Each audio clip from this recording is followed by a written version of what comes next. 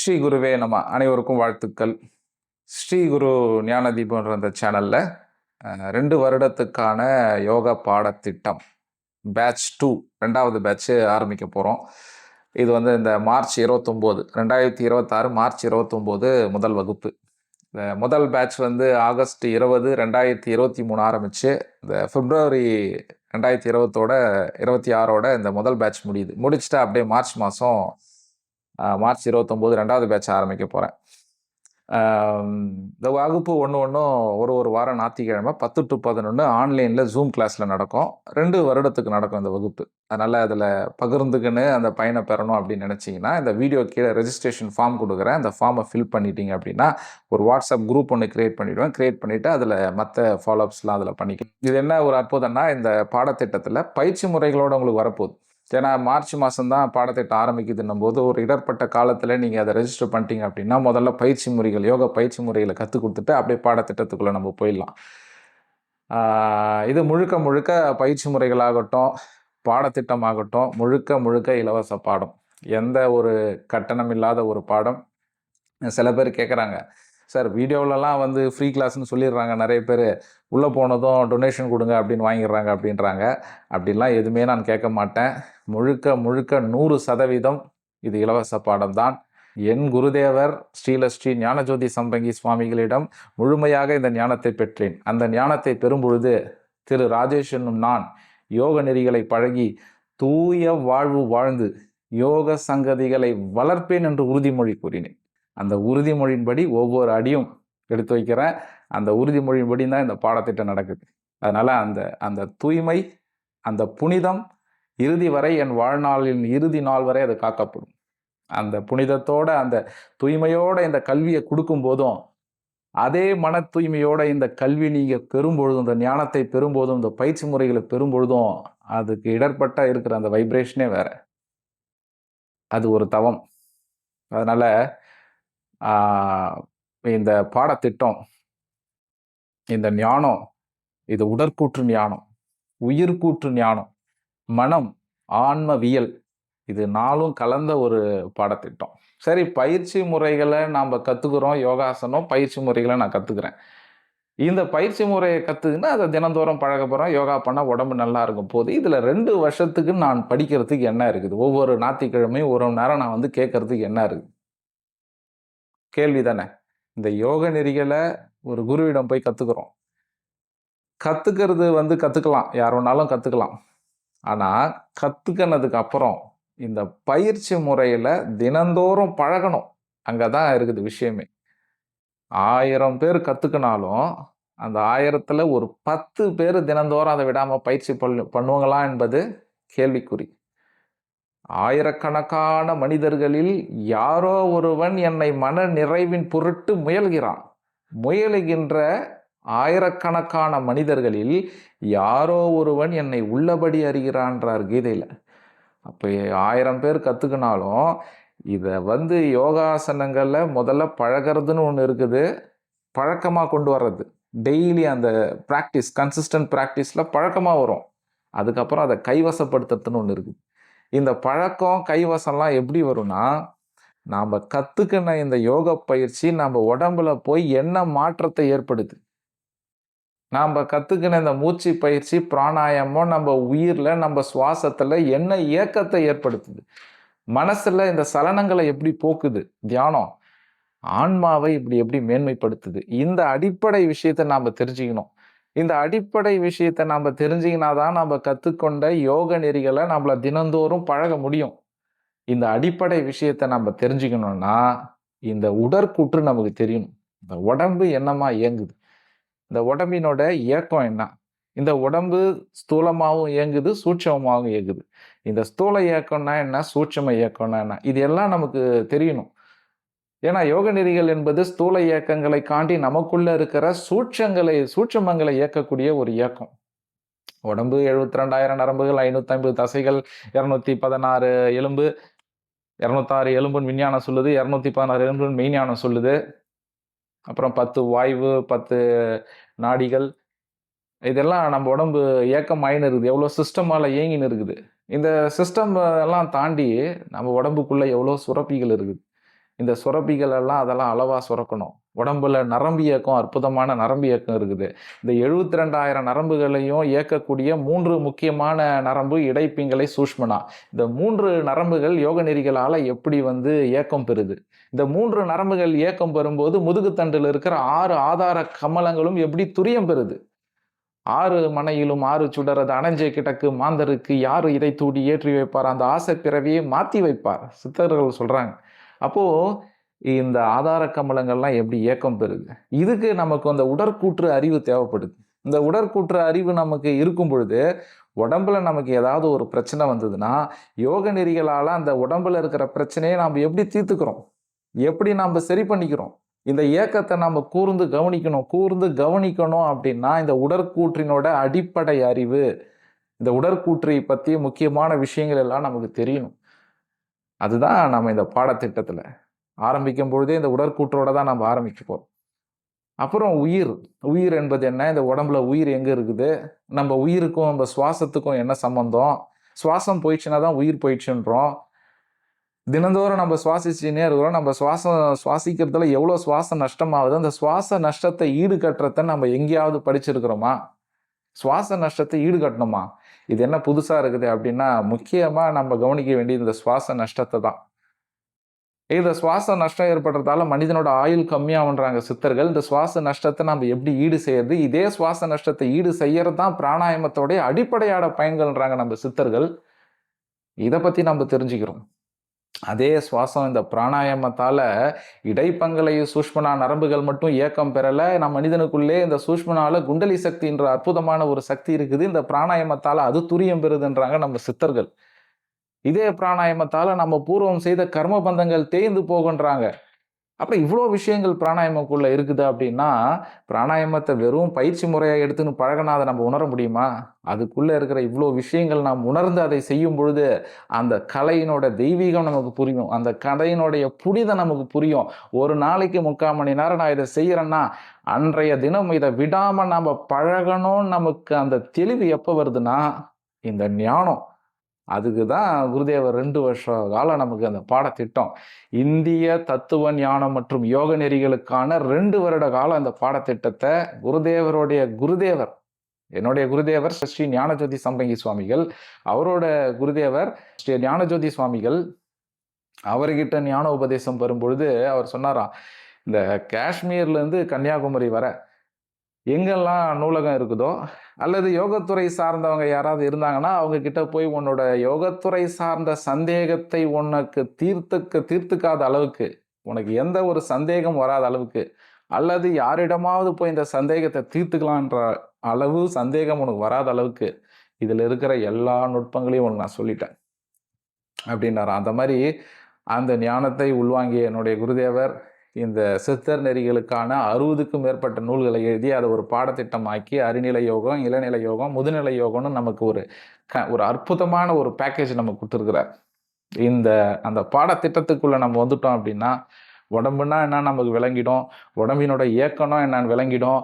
யோகாசனங்கள் நம்ம உடம்புல ஒரு ஆசனங்களும் அது செய்யக்கூடிய அற்புதம் நமக்கு விளங்கிடும். இந்த உயிரை பத்தி நமக்கு என்னன்னு தெரிஞ்சிடும். நம்ம சுவாசம்னா என்ன, சுவாச நஷ்டம்னா என்ன, நம்ம செய்யக்கூடிய பிராணாயாமங்கள் நமக்கு எவ்வளவு பயன்கள் நம்மளுக்கு தரும். இது எல்லாத்தையும் தாண்டி மனம். மனம்னா என்ன? மனமே 3 நிலையில இயங்கத்தான் நம்ம ஞானிகள் சொல்றாங்க. மேல்மனம், நடுமனம், ஆழ்மனம், மனம், புத்தி, சித்தம், ராஜசம், தாமசம், சாத்வீகம். இந்த 3 நிலையான மனநிலைகள் எல்லா மனிதர்களும் இருக்குதுன்னா, மனிதன் ஒரு நிலையிலிருந்து இன்னொரு மனநிலைக்கு எப்படி மாறுது, எது அவனை மேல அடுத்த நிலைக்கு கொண்டு போய் செல்லுது அப்படின்னு மனசை பத்தி ஆய்வு பண்ண போறோம். மனமாயை மாயை மயக்கம், மனமாயை தன்மாயை மற்றொன்றும் இல்லை, பிணை மாய்வதில்லை பிதற்றவும் வேண்டாம், தனை ஆய்ந்திருப்பதே தத்துவம்.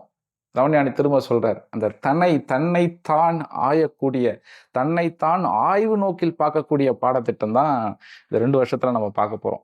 உங்களை நீங்க ஆய்வ போறீங்க, உங்க உடற்கூற்றை நீங்க புரிஞ்சுக்க போறீங்க, உங்க உடம்பினோட இயக்கத்தை நீங்க புரிஞ்சுக்க போறீங்க. இந்த உடம்பினோட இயக்கத்தினோட நம்ம பயிற்சி முறைகள், நாம் செய்யக்கூடிய யோக நெறிகள் உடம்புல ஒண்ணும் என்ன மாதிரியான இயக்கத்தை கொடுக்குது, என்ன மாதிரியான மாற்றங்களை கொடுக்குது. எல்லா ஆசனங்களும் 72 ஆசனங்கள், அதனோட 150 கிளை ஆசனங்கள், 234 ஆசனங்கள், அதோட செய்முறை, பயிற்சி முறைகள், அதனுடைய பயன்களை நம்ம பார்க்க போறோம். 12 வகையான பிராணாயாமத்தை பத்தி பார்க்க போறோம். 6 வகையான மூச்சு பயிற்சி, அதன் பயன்கள் என்னன்னு பார்க்க போறோம். இது எல்லாம் நம்ம சித்தர்கள் வந்து இதை தாண்டி யோக நெறிகளை பத்தி நம்ம சித்தர்கள் என்ன சொல்லியிருக்கிறாங்க. நம்ம சித்தர்கள் தவஞானி திருமூலர் ஆகட்டும், அந்நிது எண்ணிது அட்டாங்க தண்ணீரிலே நின்று சமாதி நின்னபின் நன்னெறி செல்வாருக்கு ஞானத்தில் ஏகலாம் புன்னெறி யாகத்தில் போக்கில்லையாமே. அந்நெறி எந்நெறி என்னது அட்டாங்கம், எல்லா நெறியும் விட்டுரு, அட்டாங்க யோகத்தை பிடிச்சிக்கோ. அட்டாங்க யோகத்தை பிடிச்சிங்கன்னா மற்ற நெறி எதுவுமே நமக்கு தேவையில்லை, எல்லாம் இதுக்குள்ள இருக்குதுன்றாரு திருமூலர். அட்டாங்க யோகம்ன்றது தான் ஏமம், நியமம், ஆசனம், பிராணாயமம், பிரத்யாகாரம், தாரணை, தியானம், சமாதி. இந்த 8 படிகள். இந்த 8 படிகளில் பிரத்யேகமாக 4 எடுத்துக்கணும்னா யோகாசனம், பிராணாயமம், தியானம், சமாதி. இது என்ன பயிற்சி முறைகளோட இதுக்குள்ள இருக்கிற விஞ்ஞானம் என்ன? முழுக்க முழுக்க விஞ்ஞானத்தோட கூடிய பாடத்திட்டம். இதுல மூட நம்பிக்கைகளுக்கு அறவே இடம் இல்லை. சயின்ஸ் சயின்ஸ்ன்றது என்னது? ஒரு விஷயத்த நம்ம பண்றோம்னா அது அறிவுபூர்வமா பார்ப்போம்.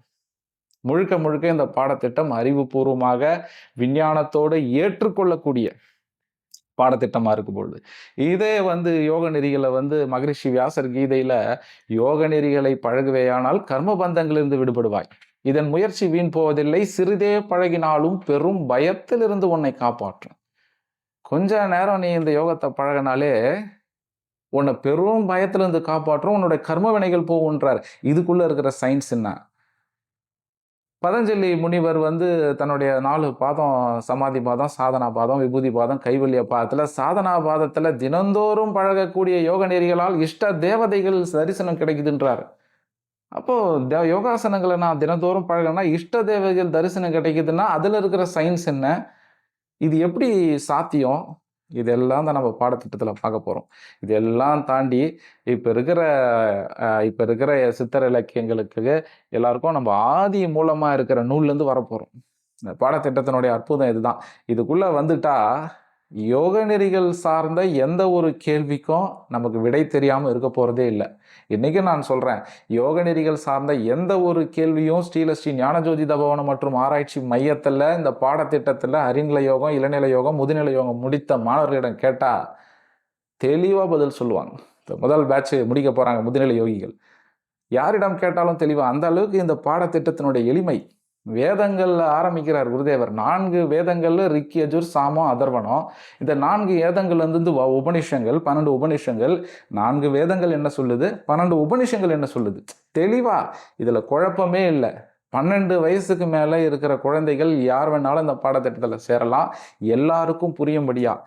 இதுக்கு என்ன மினிமம் குவாலிஃபிகேஷன் இதை படிக்கிறதுக்கு? ஒண்ணுமே இல்லை. யாரு படிப்பறிவு இருக்குதோ இல்லையோ, யார் உள்ள வந்தாலும் எளிமையா புரிந்து கொள்ளும்படியான ஒரு பாடத்திட்டம் இங்க. அப்போ வேதங்கள் ஆரம்பிச்சு, உபநிஷங்கள் ஆரம்பிச்சு, சமயங்கள், அகச்சமயங்கள்லேருந்து எல்லாமே அங்கேருந்து வருது. வேதங்கள், அதுக்கப்புறம் 12 உபநிஷங்களை முடிச்சுட்டு அகசமயங்கள்ன்றது நம்ம கிட்ட இருக்கிற மகா தரிசனம், சாங்கியம், யோகம், நியாயம், வைசேஷம், பூர்வ மீமாம்சை, உத்தர மீமாம்சை, 6 மகா தரிசனமும் என்ன சொல்லுது?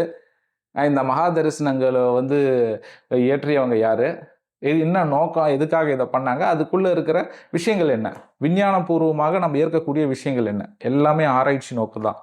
வேதங்களை கூட ஆராய்ச்சி நோக்கில் தான் படிக்க போகிறோம். வேதங்களில் சொல்லியிருக்கிற எல்லா விஷயங்களையும் நாம் வந்து எடுத்துக்க போகிறதில்ல.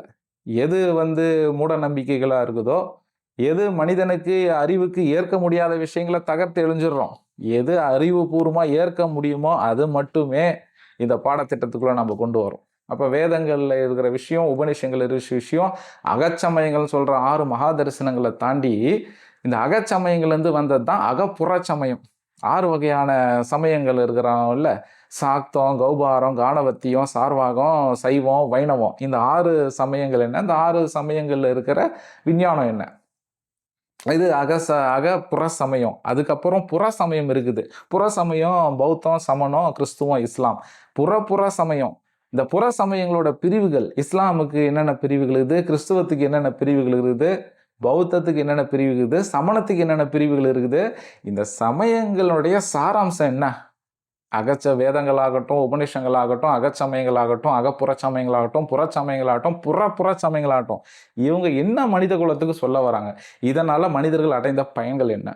அந்த சாராம்சம், அந்த ஜூஸ், அதுதான் இந்திய தத்துவ ஞானம் மற்றும் யோக நெறிகளுக்கான அந்த சாராம்சத்தை இந்த பாடத்திட்டத்தில் பார்க்க போகிறோம். இந்த பாடத்திட்டத்தை முடிச்சிங்க அப்படின்னா என்னமோ நாம் இவ்வளோ காலம் பின்பற்றின்னு வந்த விஷயத்தில் எது சரி, எது தவறு, எது மூட நம்பிக்கை, எது அறிவுபூர்வமாக ஏற்கக்கூடிய விஷயம் எல்லாம் நமக்கு விளங்கி போகும். அது விளங்கி போயிட்ட அப்புறம் லைஃப் ரொம்ப ஃப்ரீ ஆகிடும். எது நமக்கு தேவையோ அதை மட்டுமே எடுத்துக்கணும் வாழ்க்கையில் பயணிக்கும் பொழுது அது ஒரு தவம். எல்லாம் தாண்டி குருதேவர் என்ன பண்ணுறாரு, கடைசியாக எடுத்துன்னு போய் மரணத்தை பற்றிய ஒரு பெரிய ஒரு ஆய்வை இதில் கொடுக்குறார். இதுதான் இதில் இருக்கிற இன்னொரு அற்புதம். இது வரைக்கும் மரணத்துக்கு அப்புறம் இந்த வாழ்வை பற்றி விஞ்ஞானத்தோடு ஒப்பிட்டு யாரும் பார்த்ததில்லை. இங்கே நம்ம அதுக்குன்னே குருதேவர் மரணம் மறுமை முக்தின்னு ஒரு நூலை எழுதி, மரணத்துக்கு அப்புறம் ஒரு விஷயம், மரணத்துக்கு அப்புறம் இருக்க வாழ்க்கை என்பது 100%, 110% உண்மை. அது மரணம் என்பது முடிந்த முடிவே அல்ல, அது மீண்டும் எடுக்கும் ஒரு பிறவியின் தொடக்கம். அந்த பிறவிய இப்ப இருக்கிற வாழ்க்கையும் சரி, மரணத்துக்கு அப்புறம் நம்ம எடுக்க போட வாழ்க்கையும் நல்லபடியா எப்படி நம்மள டிசைன் பண்ணிக்கணும்ன்றது தான் இந்த பாடத்திட்டத்தில் நம்ம பார்க்க போறோம். ஏன்னா அதை டிசைன் பண்ற பொறுப்பு நம்ம கிட்ட தான் இருக்குது. குருதேவர் சொல்லுவார், இந்த பிறவி என்பது அடுத்த பிறவியை வடிவமைக்க தரப்பட்ட ஒரு நல்ல வாய்ப்பு. அதான் நல்லபடியா அந்த வாழ்க்கையை டிசைன் பண்ணிக்கோ, நல்ல எண்ணங்களோடு, நல்ல சிந்தனைகளோடு, உன்னோட செயல்பாடு நல்லபடியா இருக்கட்டும். இப்படிலாம் நல்லா இருக்கணும்னா நம்ம கையில ஒரு பிரம்மாஸ்திரம் வேணும்ல. பிரம்மாஸ்திரம் இருந்து தானே நம்ம இந்த தூய்மையை கடைபிடிக்க முடியும். அந்த பிரம்மாஸ்திரம் தான் யோகம். அதை கையில நமக்கு பயிற்சி முறைகளை, அந்த பயிற்சி முறைகளை அடிப்படையில் ஆரம்பிச்சு முக்தி வரைக்கும் ஆன அந்த வழி, அது எல்லாத்தையும் நமக்கு சொல்லிடுறார். அதே மாதிரி மரணம் என்ன, மரணத்துக்கு அப்புறம் அந்த ஆத்மாவோட நிலை என்ன, செத்த பின்னே இந்த ஜீவன் பறக்குது அடி, அதை சேர்த்து செல்பவன் செட்டி அடி, செட்டிக்கு ஜீவன் சேவகண்டி, அந்த சேவகன் தனக்குறி ஏவலண்டி. மரணத்துக்கு அப்புறம் என்ன நடக்குது, இந்த ஜீவாத்மா என்ன எடுத்துக்கின்னு போகுது, என்ன எடுத்துக்கின்னு எங்கே போகுது, எவ்வளோ காலம் அங்கே இருக்குது, மீண்டும் பிறவி எடுக்குது. அப்படி பிறவி எடுக்கிற இந்த ஜீவாத்மாவுக்கு மீண்டும் பிறப்பு, மீண்டும் இறப்பு, இதுதான் கதியா? இந்த பிறப்பிறப்பு சங்கிலிருந்து நம்மளை நாம் மீட்டுக் கொள்வதற்கும் மீண்டும் பிறவாமை என்ற அடுத்த பரிணாமம் போவதற்கும் என்ன வழின்றதான் இந்த பாடத்திட்டத்தில் பார்க்க போறோம். அப்போ மனித பிறவினோட நோக்கமே இதுக்குள்ள போச்சு இல்லை. உடற்கூற்றில் ஆரம்பிச்சு, உயிரில் ஆரம்பிச்சு, மனசை மேன்மைப்படுத்தி ஆன்மா மீண்டும் பிறவாமை என்ற இலக்குக்கு கொண்டு போறதுக்கு நாம் என்ன பண்ணணும், இந்த வாழ்க்கை என்னமா வாழணும், இது எல்லாத்தையும் இந்த பாடத்திட்டத்தில் பார்க்க போறோம். இந்த வாய்ப்பை நீங்க பயன்படுத்திக்கணும். வருகின்ற இந்த மார்ச் 29ஆம் தேதி இதை ஆரம்பிக்க போகிறேன். ரெஜிஸ்ட்ரேஷன் ஃபார்மை ஃபில் பண்ணுங்கள். சீக்கிரம் பயிற்சி முறைகளை கற்றுக்குனீங்கன்னா அப்படியே உங்களுக்கு நான் புக்ஸு அனுப்பிச்சிடுவேன். முதல்ல 6 மாதத்துக்கான கோர்ஸ்க்கான புக்ஸையும் நான் உங்களுடைய அட்ரஸ்க்கு அனுப்பிச்சிடுவேன். ஏன்னா இந்த ஃபார்ம்லேயே நீங்கள் எல்லா டீட்டெயில்ஸும் கொடுத்துட்டா போதும். மற்றபடி குருதேவர் என்ன இந்த உலகுக்கு கொடுத்தாரோ அதை அப்படியே நம்ம இந்த பாடத்திட்டத்தில் பார்க்குறோம். ஞானஜோதி சம்பங்கி பேர். அவர் நல்ல மனம் சிந்தும் கங்கை யார், யோக பிராண தியானம் தந்து தேகம் நலம் காப்பதிலே வானமழை மேகம் அவர் பாரு, அந்த மோனகுரு தத்துவங்கள் வாழ்ந்துடும் நூறு. அந்த ஞானத்தை அப்படியே அந்த சமுத்திரம், ஞானன்ற சமுத்திரத்தை அப்படியே நமக்கு அள்ளி கொடுத்துட்டு போய்கிறார். அவரிடம் எப்படி அந்த புனிதத்தன்மையோட நான் வாங்கினனோ, ஸ்ரீ குரு ஞான தீபம் சேனல்ல எந்த ஒரு எதிர்பார்ப்பும் இல்லாம, இந்த கலையினுடைய நுட்பம் என்ன தெரியுமா, எங்க குருதேவர் சொல்லுவார், எங்கே வேடங்கள் இல்லையோ, எங்கே விளம்பரங்கள் இல்லையோ, அங்கே ஞானம் அரும்புகிறது. இங்கே வேஷம் ஒன்றும் இல்லை, இங்கே பெருசாக கூட்டத்தை சேர்த்துக்கணுன்ற அவசியம் இல்லை, எந்த ஒரு எதிர்பார்ப்பும் இல்லை. இந்த புனிதமான கலை, இந்த புனித தன்மையோடு உங்களிடம் கொடுக்கப்படுது. நீங்கள் எப்படி அதை ரிசீவ் பண்ணிக்கிறீங்களோட அதனுடைய பயன் உங்களுக்கு. வாழ்த்துக்கள். ஃபார்மை ரெஜிஸ்டர் பண்ணுங்கள். மீண்டும் அடுத்த பதிவில் சந்திக்கலாம். ஸ்ரீ குரு ஞானதீபன்ற சேனலோட இணைந்தே இருங்க. பிரம்ம வித்தையான யோக நெறிகளை பழகி மனிதனிடமிருந்து அஞ்ஞானம் விலகட்டும், ஏஞானம் மலரட்டும், அன்பு தழைக்கட்டும், பூலோகம் சொர்க்கமாகட்டும். ஸ்ரீ குருவே நம, ஸ்ரீ குருவே நம, ஸ்ரீ குருவே. பேசுனேன்.